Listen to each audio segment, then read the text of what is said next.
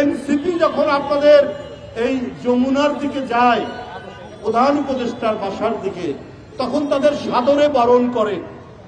পদে এই ৩-৪ দিন আগেই দেখলাম আওয়ামী লীগকে নিষিদ্ধের দাবিতে তারা গেলেন, তাদেরকে সাদরে বরণ করলেন।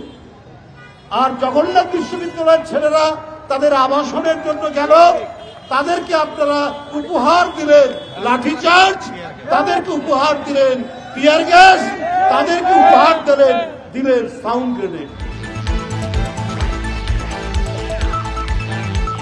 আজকে ভাইস চ্যান্সেলর সাহেব আপনার কাছে গিয়েছিল ছাত্র দলের নেতারা বিচার চাইতে, কারণ বিশ্ববিদ্যালয়ের ছাত্র সাম্য মারা গেছে।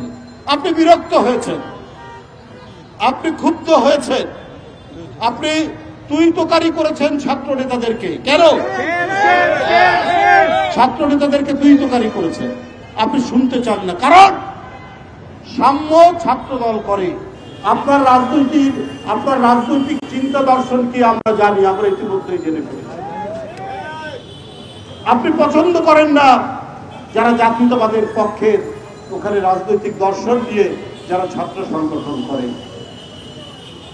আপনার তো প্রথমেই উচিত ছিল বেরিয়ে এসে সেই লাশ দেখা এবং এইটার জন্য প্রয়োজনীয় যে কাজ করবেন। আপনি আর আপনার প্রক্টর দুইজনই আপনারা একটি আদর্শে বিশ্বাস করেন।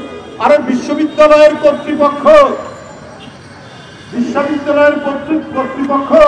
নদীর কি বলে যে নদীর ওই যে কি বলে বালু অনেক সময় দখল নেয় না, সেই চর দখলের মতো যদি আপনারা ত্যাগের প্রধান হন তাহলে তো বিশ্ববিদ্যালয় বলা যাবে না।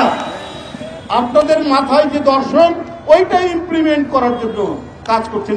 বাংলাদেশের অনেক বিশ্ববিদ্যালয়ে বর্তমান অন্তর্বর্তীকালীন সরকার এই ধরনের ভাইস চ্যান্সেলর নিয়োগ দিয়েছেন যারা এই কাজটি করছেন। সবগুলো নয়, বেশ কয়েকটি।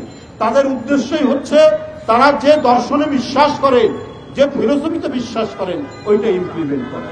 কিন্তু আমরা যুগ যুগ ধরে দেখেছি যে বিশ্ববিদ্যালয়ে যে আদর্শে বিশ্বাস করুক ভাইস চ্যান্সেলর, ওটা তার ব্যক্তিগত। কিন্তু উনি যখন একটি প্রশাসনের প্রধান হন, উনি তো শিক্ষক, উনার কাছে প্রতিটি ছাত্র সংগঠন, প্রতিটি ছাত্র সমান মর্যাদা পাবে। তিনি বিশ্ববিদ্যালয়ের শান্তি রক্ষার জন্য সবার সাথে কথা বলবেন। কিন্তু উনি যদি রত হয়ে যান, উনি যদি তার বিশেষ দর্শনকে প্রতিষ্ঠিত করার কাজে নেমে যান, তাহলে বিশ্ববিদ্যালয় কখনোই শান্তিপূর্ণ হবে না, বিশ্ববিদ্যালয় কখনোই এখানে স্বস্তি বয়ে আসবে না।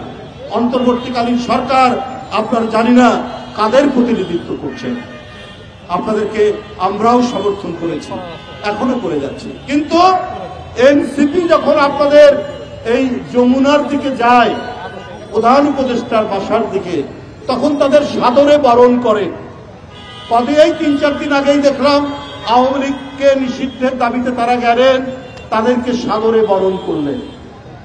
আর জগন্নাথ বিশ্ববিদ্যালয়ের ছেলেরা তাদের আবাসনের জন্য গেল, তাদেরকে আপনারা উপহার দিলেন লাঠিচার্জ, তাদেরকে উপহার দিলেন টিয়ার গ্যাস, তাদেরকে উপহার দিলেন সাউন্ড গ্রেনেড।